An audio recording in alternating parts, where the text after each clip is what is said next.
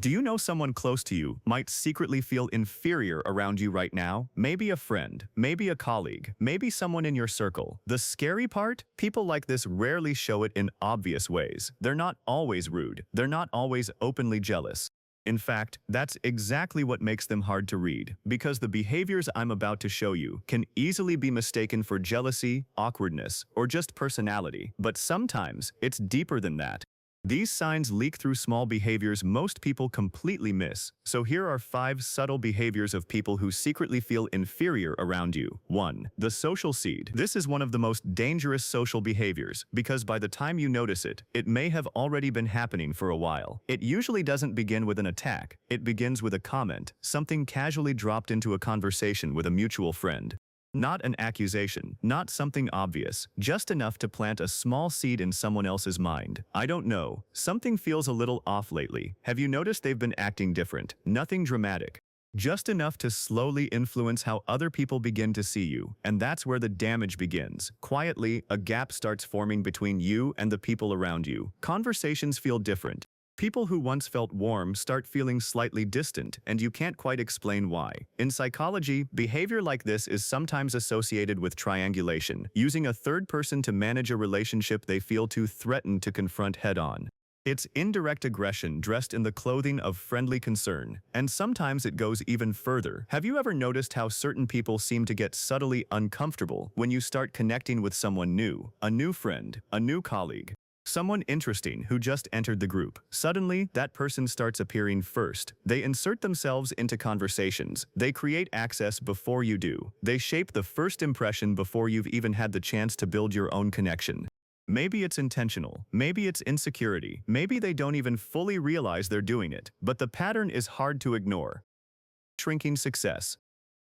Some reactions don't show up when you're struggling. They show up when you win. Now imagine you accomplish something. Something you actually worked for. Most people will celebrate with you, but not everyone reacts the same way. Anyone could do that, honestly. It's not that impressive when you really think about it. You got lucky. The timing was perfect. Before you can fully enjoy your win, somehow it starts feeling smaller, because if your success was luck, then they don't have to feel uncomfortable. If it was easy, it doesn't force comparison. If anyone could do it, then maybe nobody has to ask why they haven't.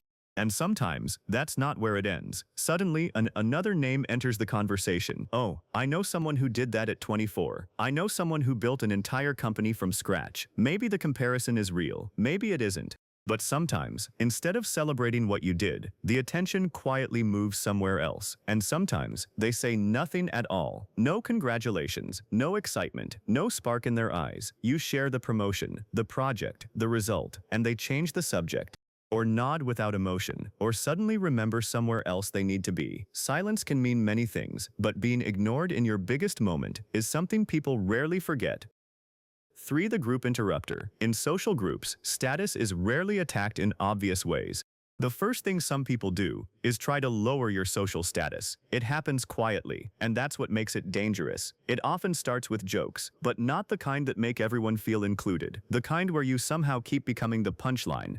You say something in a group, and they find a way to make it funny. You share an idea, and before it has a chance to land, it gets brushed aside with a laugh. And if you react, the answer usually comes fast. Relax, I'm just kidding. But at some point, it stops feeling like a joke, and then you start noticing something else. Watch what happens in group conversations when people are genuinely listening to you. Sometimes, the moment you have the room, someone cuts in, not with something important, just something louder.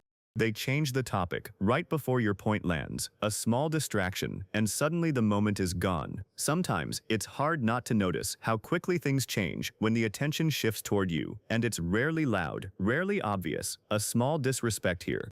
An ignored opinion there. Tiny moments that, over time, can make someone feel smaller in a room they were just starting to grow in. In psychology, people who feel insecure or uncomfortable don't always respond directly. Sometimes, the reaction shows up in small social moments.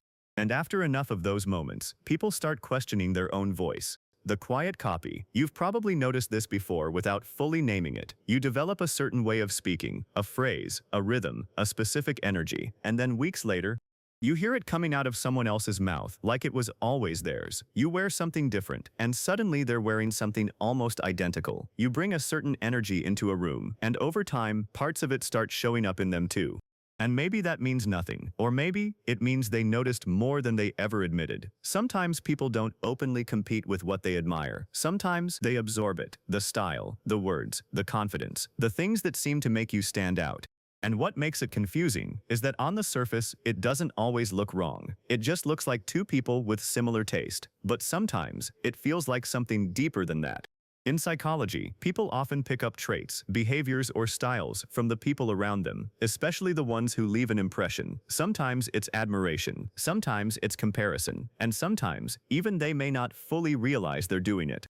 That's what makes it hard to call out, because by the time you notice it, it no longer looks like copying. It starts looking like pieces of you showing up somewhere else. The watcher. Here's a quieter sign, one that most people miss completely. They watch you. Not in an obvious way. You catch it in your peripheral vision, their eyes landing on you, then looking away the moment you turn. And after a while, you start noticing something else. They seem to watch your reactions, your face when something happens, your expression when someone says something, the way you respond when attention shifts in the room. And sometimes, they're not just watching you, they're watching how other people respond to you, who laughs at your jokes, who agrees with your ideas, who naturally moves closer to you in a group. Maybe it means nothing, or maybe they're noticing more than they let on, and there's something hard to ignore about those moments. That brief eye contact before they look away, that pause after you speak. That split second where it feels like they were trying to understand something before remembering not to make it obvious. Some people talk about what catches their attention, others just keep watching.